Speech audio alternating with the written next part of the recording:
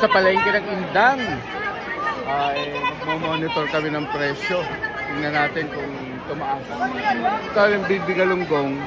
Bigyan mo naman ako sa kilo ko yung ganyan. 100 per kilo. Pero di naman masyadong nagbago presyo. Ganyan pa rin naman last week. Nung bago pumutok yung gera sa Iran. 100. Nagtaas ba presyo, kuya? Ha? Nagtaasan? Gawa ng gera, hindi pa naman. Malang ulo. Magkano dinagdag sa presyo? Hindi pare-parehas kuya. Anong mga normally, mga magkano na dagdag? Mga 1,000, 1,500 ganyan. Sa Sa isang banyera. sa isang banyera. Nadagdagan daw. Siguro sa suke, hindi nila masyadong dinagdagan. Pero sa banyerang kuha nila, nadagdagan daw. Ganda lang po. Ito lang. Oo. Ay, ganda ka lang kasi lang. Maangal ba mga suke? Maangal. Wala pa naman po nagre-reklamo. Wala pa naman. Okay pa tayo sa isda.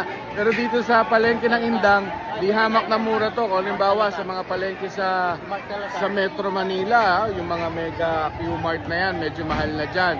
Sa Indang, hindi ko maintindihan, ang taas-taas sa lugar, ang layo-layo sa dagat, mura ang isda. Magkano po? 130 po ba naman? 130, isang kilo. Ako po naman ano kaya? Pero wala pa, hindi pa damdam yung epekto ng gasolina. Pa naman po, huwag ka po sana madamdam. Pagkasabi magpanon. 279 sir, 270 na lang po naman. Okay. Ilis na po? Opo, palinis na ma'am. So, buka natin naman ang presyo ng mga manok. Kapatid, nagtaas na ba presyo ng manok? Sa amin lang po. Sa Mami Mini po hindi. Kaya pa ninyong saluhin ng tinaas? 9 pesos pa lang po ang tinasin. Ganun? Oo. Magkano ang kailangan itaas ba para ipasa nyo na sa amin? 20 pesos po. Yun, di nyo na kaya yun. Hindi na po kaya. Oo, kaya pa. Naman. Ganun daw talaga pag tumataas ang presyo.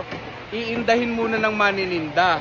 Pag hindi na kaya, pag umabot na raw ng plus 20 per kilo, ipapasa na kay suke.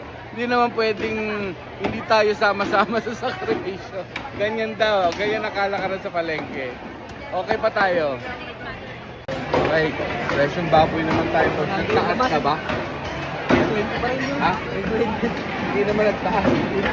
Hindi, di ba may gera eh. Tumaas ang gasolina, hindi pa naman. Puro gasolina na yung nataasan. Di ayos pa ako. Even ayos pa tayo.